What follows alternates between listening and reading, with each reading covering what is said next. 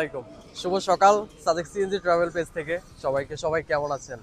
আর আমি এখন আছি সাজেক যাওয়ার পথে, যেখানে আছি এই জায়গার নাম হচ্ছে দিঘিনালা মাইনি ব্রিজ। ছোট্ট একটা বিরতি দিচ্ছি, কারণ বাঘাহাট আর্মি ক্যাম্পে গেলে আমাদের অনেক সময় বসে থাকা লাগবে। তো সেই জন্য এখানে একটু চা খাওয়ার জন্য বসছি। আপনারা যখন আসবেন সাজেক যাওয়ার জন্য, আপনারা কিন্তু চাইলে এখানে বসতে পারেন, কিছু সময় চা খেতে পারেন।